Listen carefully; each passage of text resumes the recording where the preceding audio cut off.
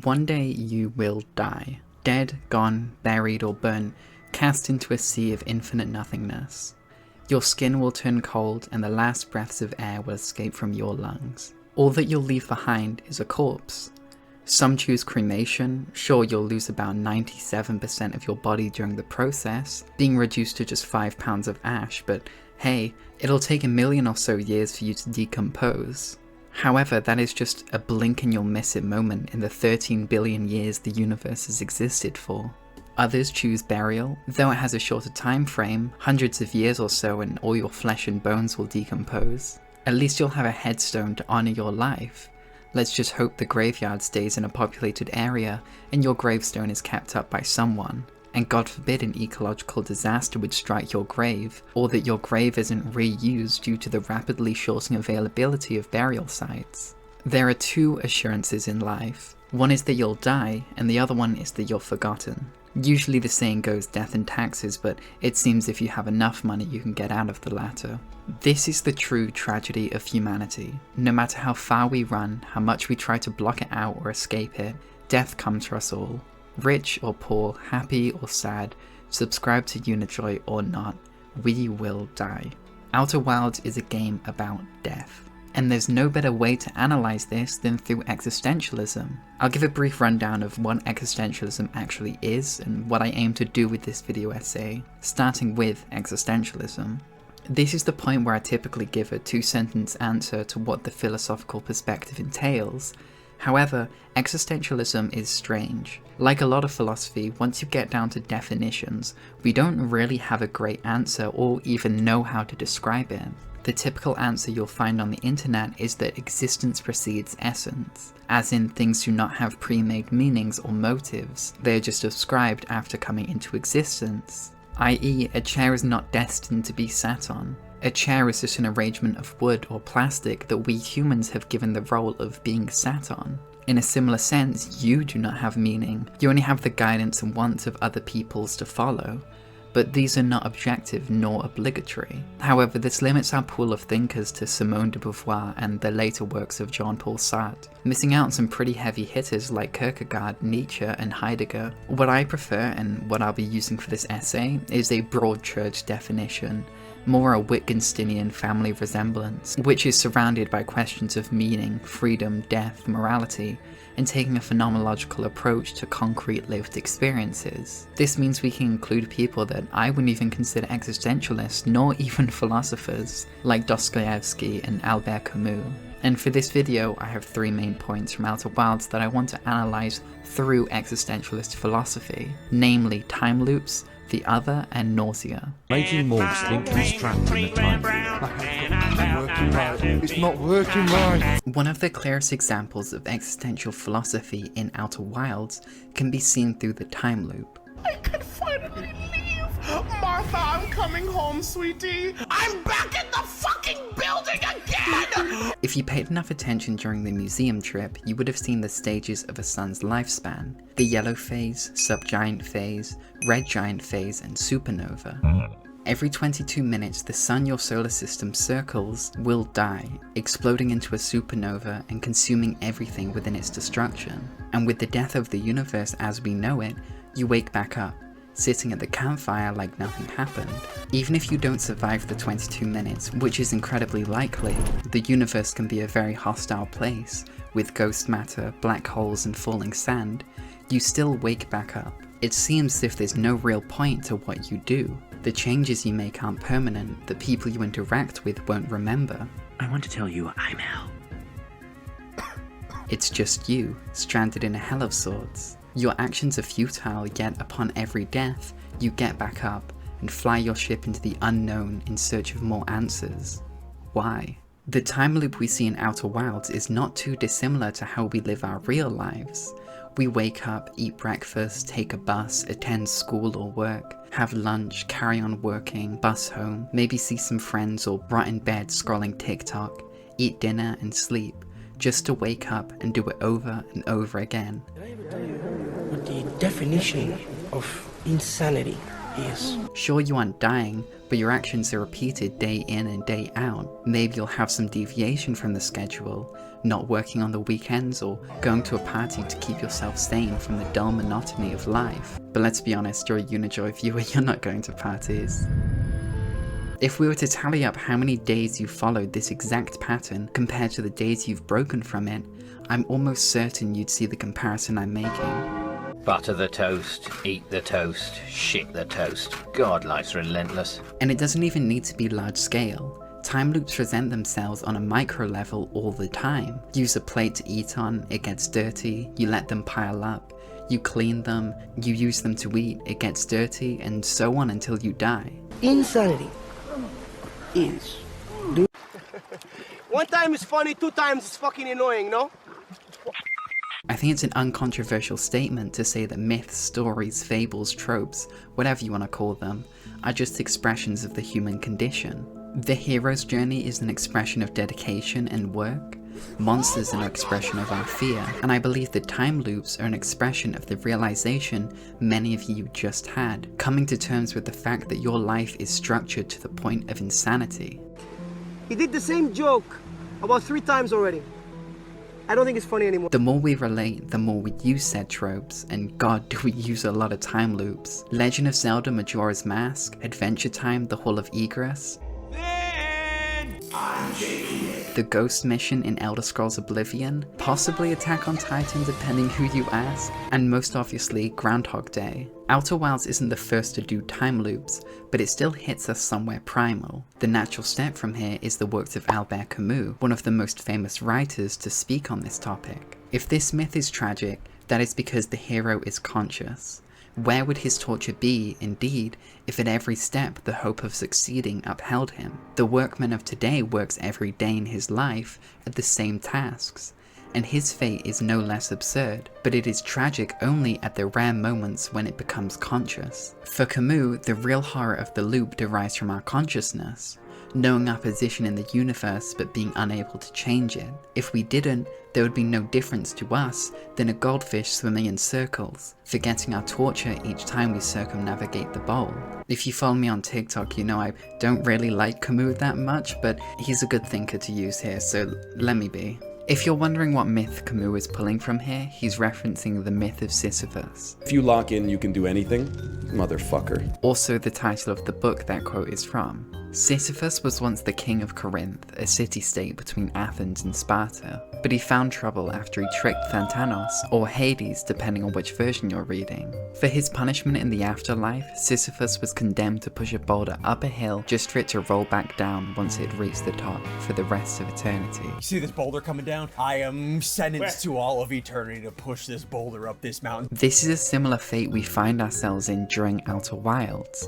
Each cycle we roll our ship up the mountain that is outer space, and every time it comes crashing back down to Timber Earth. But it's not the futile existence I've made it out to be thus far, because not everything is lost. The ship's log is not reset by the sun blowing up, it remains as a track of your learning.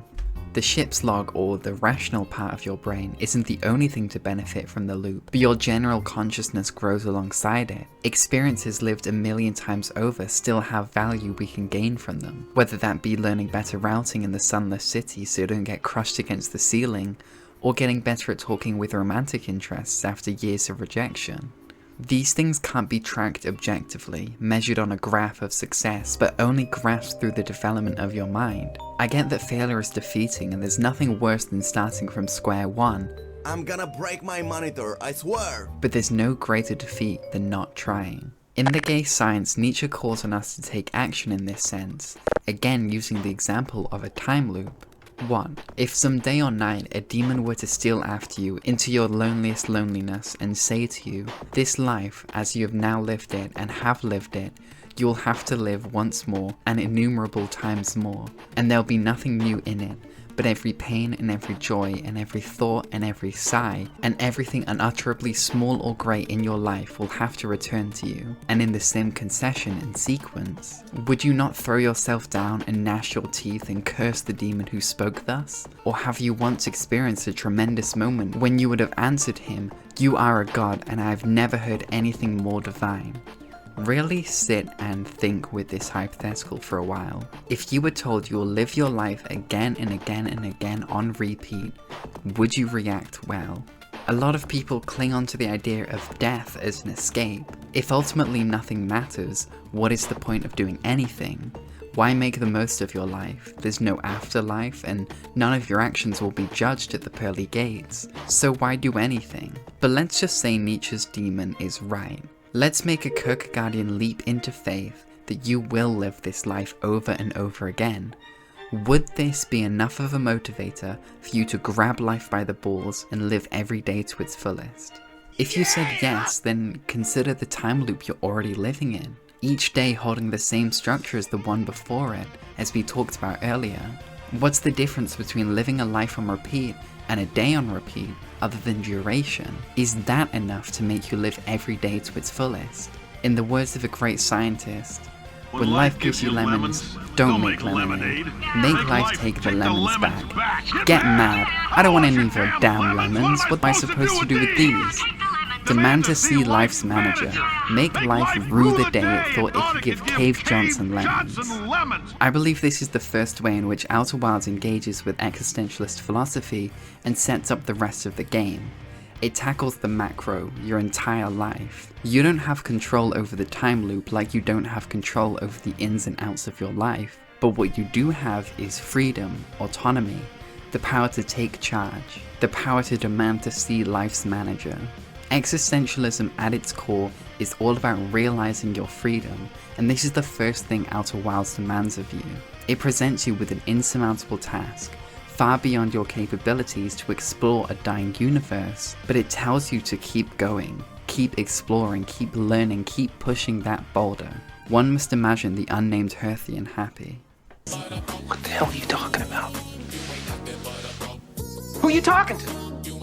What scares you the most? Is it death? Ghouls? A ghoul. A ghost. What about The ocean? If you said yes to the last one, you would be objectively correct. Fuck the ocean and fuck everyone who keeps recommending me Subnautica. The most terrifying thing, a fear that can and will rock you to your core and change your entire way of life, is the other. If you're sitting at home and thinking, well actually it's the unknown because it encompasses blah blah blah, I'd say shut up kid, you're missing the big picture. The other defines our lives in ways you aren't even privy to, unless you're Seneca or one of the Stoics, but even then you're still subject to it. As soon as we're perceived by another conscious being, we are under the gaze or the look. We are being confronted by the other. That person, be it a friend, teacher, random stranger, takes in a perception of you that isn't true to you, but is near objective truth to them. When you are seen by the other, you're objectified. And this is where the horror aspect comes in. There's a version of you that exists in the heads of others that you have near to no control over. If you're having a hard time imagining this, I'll give a less personal example. Imagine you're looking at a water bottle, just a regular water bottle on the table. What can you see? Well, the sun is hitting it from the left-hand side, there's a rip on the plastic label, part of it has been squished in due to the air pressure inside. It's a regular water bottle. You've seen a million of these before and this one isn't much different. Now imagine there's another person sitting on the table opposite to you, looking at that same water bottle. According to them, there's no rip on the label, light from the sun is hitting on the right hand side, and it's kept its original shape, no squishes. What seemed at first as a simple task of describing a regular water bottle has developed two completely contradictory perspectives. Now you two can hash out your differences in whichever way you see fit, but isn't there someone you forgot to ask? A perspective that's been completely ignored in this whole scenario. What does the water bottle think? Well, according to the water bottle itself, the sun is hitting it from behind. It's got a slight rip on the label, but for the most part it's intact. Most of it retains the original shape aside from a squish on the top, and another one on the bottom neither party were able to see. So now we have three views on the water bottle, each equally correct to everybody involved, but starkly different in nature. Because you can't take an entire catalogue of that water bottle in your mind since your perspective is limited, like how you can't truly know a person entirely since your perspective is limited, i.e. you don't live in their head. Get of my head! Get out of my head! You cannot know that water bottle entirely, just as you cannot know another entirely, and just as the other cannot know you entirely. But in all three cases, we can make a roughly put together outline of what we know. We objectify the other, turn one into an object, in an attempt to make a full grasp of their being. I know you don't really meet anybody else in Outer Wilds. Aside from some rogue explorers, you're mainly alone in the depths of space. But you aren't alone. There's a spectre haunting your playthrough, and that is the spectre of the Nomai. It's hard to miss the Nomai whilst exploring the solar system. Their structures are still standing, though defunct and broken. Their messages can still be read, and the research they accumulated can still be learnt from. It seems as if they reached every nook and cranny of the known universe, which makes sense. It's in their name. Nomai, nomadic, is in a group of people who keep moving rather than having a fixed location. It's your one-way interaction with the Nomai that fuels a lot of the questions Outer Wilds brings to your mind whilst playing, most notably, death. Man, I'm dead. Death is strange. For a lot of us, it holds complete domination over our lives. We make actions, take change, do all this prep work because we will die. But the thing is, you won't die. Your body will shut down, your brain will stop working, and your consciousness will leave this earthly plane. But you won't experience any of that. Take being happy for instance. How are you happy? Actually, you're watching a video about existentialism, let's be realistic here. How are you sad? Well, your brain reacts to external stimuli like being laid off from a job, or alternatively, it reacts to internal stimuli, like remembering that the only reason Kenjaku could seal Gojo in the prison realm was because Gojo dropped his limitless technique the moment he heard the voice of his dead evil boyfriend. I fucking hate you, Gege. Upon receiving the stimulus, our brain shoots out the appropriate chemicals, and we experience the emotion of sadness, and you are sad. Take that with a grain of salt, I do philosophy, not neuroscience. To be sad, you must experience sadness. In the same vein, to be dead, you must experience it. Once your brain shuts off, the baseline requirement for being dead, you won't be around to experience it, and so you'll never know what it's like to be dead. So you don't really need to fear death. It's just like before you were born. So why is death such a scary topic if we won't ever go through it? Well, it's because of the other. The other makes us face the experience of death. We see how the people we most care about are affected, the grief they go through, the pain they suffer. We also see how the deceased's legacies are handled, the remnants of their existence completely controlled by other people. But worst of all, we see their absence. Every good time you can't spend with them, every laugh, cry, hug, and kiss they will never experience again. We know this will be our fate someday. This fear doesn't come from the self, but from the world around us. In an epoch far beyond your time, the Nomai were one of, if not the biggest and most technologically advanced civilizations in the known universe. You hear of their achievements, you can see their creations, but it's all been left to ruin. As I said in my Homestuck video, it makes you question how long we'll last. Not just you specifically, but the entirety of humanity. Seeing the wrecked Nomai ships, the logs of close friends discussing anything and everything, from the mundane to the life-threatening, Outer Wilds forces us to confront our deaths as the other, and being seen by the other as our deaths are not our own, but are the other's. Death cannot therefore belong to the ontological structure of the For itself, insofar as it is the triumph of the other over me. It refers to a fact, fundamental to be sure, but totally contingent, as we have seen, a fact which is the other's existence. We should not know this death if the other did not exist.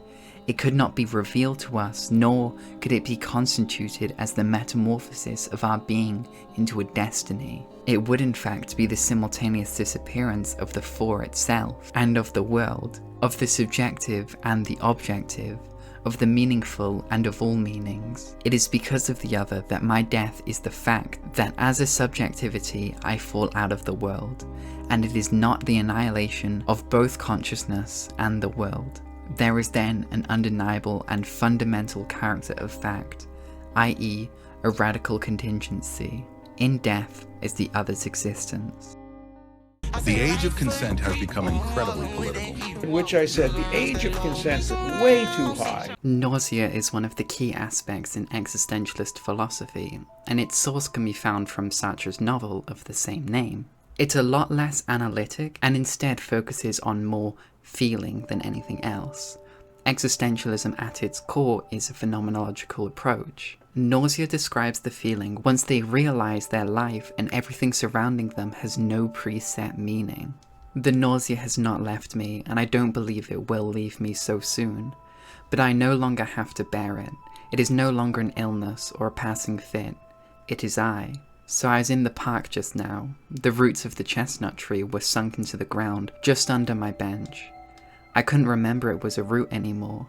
The words had vanished, and with them the significance of things, their methods of use, and the feeble points of reference which men have traced on their surface. I was sitting, stooping forward, head bowed, alone in front of this black, knotty mess, entirely beastly, which frightened me. Then I had this vision. It left me breathless. Never until these last few days had I understood the meaning of existence. Quick TLDR, the book Nausea is about this guy called Roquentin. He's writing a book about Marcus de Rebellin, an old French guy. Then Roquentin starts to lose it big time. Don't mind if I do! What Roquentin is describing here is the confrontation with the being in itself. It is existence, pure existence. Things simply are, like a chair, or in this case, the roots of the chestnut tree. There is no conscious action here from the part of the root. The root is not a root to itself, if you get what I'm trying to say. And this revelation that Roquentin is going through is the realization of this. He describes it as the words vanishing. I think in other translations they used the words washed away, which I personally prefer. But it's this earth-shattering moment when he understands existence, pure, non-determined existence. It exists without our input. And this revelation is displayed quite clearly in Outer Wilds. Once you get past the introduction sequence on Timber Hearth, the game goes basically hands-off with what you do. You can explore any planet you want, you can visit any ruin you want, you could even just walk around and do nothing. And if you have prior knowledge of the game, you can just beat it in 14 minutes. Our many years of hard work in 10 minutes and 58 seconds. I guess this is less of a comment on the realizing things have no meaning, but rather the idea that stems from it. That you have a radical freedom at your fingertips. As great as this sounds, it can also be incredibly scary. Actually, as I've been putting together this video, I brought my good friend Martin Forearms 497 the game, and completely isolated from my views, he developed this same similar feeling, stating that this fills me with unease, it's almost like a horror game, and I don't like how open it all is. This is unsurprisingly why the book and the name of the concept is Nausea. It's the pit in your stomach, that sickening feeling that you have to make purpose in this life instead of it being handed to you. In Existentialism is Humanism, Sartre writes more on this topic, with the very famous line, "Man is condemned to be free." Kinda split on putting this in here as it's a much older and matured Sartre, and his views on how to remedy nausea differ greatly from the aid he gives in the book Nausea, but I think it's worth talking about. I was fine on my first playthrough of Outer Wilds. Maybe that's because I wasn't thinking too deeply about it, or maybe it's because I already like existentialist philosophy, or maybe it's because I've dealt with existential crises nearly on a yearly basis since I was like 8. But for Martin, someone who reminds me a bit of Roquentin, this freedom was overwhelming. Both men were taking the railings off, facing the truth that they have to ascribe meaning to their life. There is no God, and there is no hint button. You don't have direction aside from the ship's log telling you that there's more to explore here. You discover every piece of information and every red thread tying them all together. This is showing you in action the ability you possess to take life on without meaning. It's like what I was saying at the beginning of the video with the time loops.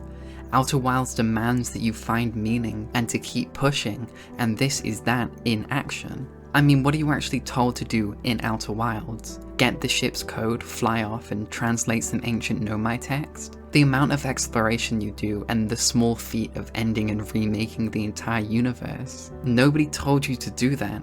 You willed it into existence. And like at the end of Nausea, Outer Wilds ends with a song, with music. It isn't a triumphant melody congratulating you on winning the game, nor is it a melancholic tune expressing doubt about the uncertainty of what comes next. It's simple, it's cozy, it just exists. There's no meaning for this song, nor is there a message it's trying to convey. The collection of travelers once scattered across the universe, coming together to play. Someone must have scratched the record at that spot, because it makes an odd noise. And there is something that clutches the heart. That melody is absolutely untouched by this tiny coughing of the needle on the record. It is so far behind. I understand that too. The disc is scratched and it is wearing out. Perhaps the singer is dead. I'm going to leave. I'm going to take my train. But behind the existence which falls from one present to drowned in existence, they have washed themselves of the sin of existing. Not completely, of course, but as much as any man can. This idea suddenly knocks me over, because I was not even hoping for that anymore. I feel something brush against me lightly, and I dare not move because I am afraid it will go away. Something I didn't know anymore. A sort of joy. The black woman sings. Can you justify your existence then? For Sartre, art and music was the cure to nausea. The song Roquinton listens to does not have contingency like us humans. It can exist for itself, contained within the 2 minutes and 21 seconds of its runtime. It does not have to justify its existence nor create meaning like we as humans must. Something we cannot objectively do, but by creating art, music, writings, they exist for itself. The music plays to the birth of the new universe, one where you and everyone you love do not exist, but the remnants are there. This is actually kind of similar to a real-life hypothesis of how the universe came about. It's my personal favourite one, though I think it's been dropped from most serious study. Also, massive preface, I'm not an astrophysicist, and the closest person I know to an astrophysicist is my friend studying at uni, who checked over this and also recorded the footage for Rainworld, so thanks Leo. So there will be a big crunch, where the universe stops expanding outwards and begins contracting, bringing everything closer and closer until one final singularity point, where it blows up and creates a new universe. Basically, the Big Bang. This is a pretty terrifying pill to swallow, but think of it this way. Though you will have no idea of it happening, you will be a part of the new universe once this one dies. I was told this in science class, but I'm not sure how true it is. But apparently we're all like dead stars. And maybe, in the new universe, we will become stars once again. The mass of your body or decayed particles will help the explosion of new life. And so,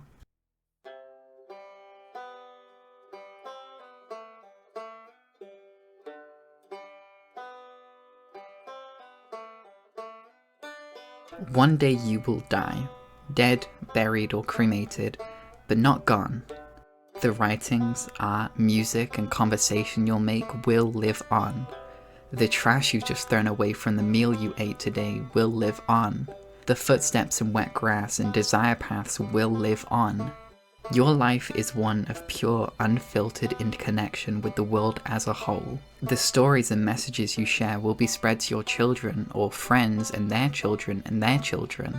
The thoughts of your consciousness lives on, woven through complex webs of social relationships. Long after you cease to be, the fragments of your life will be cast across the world.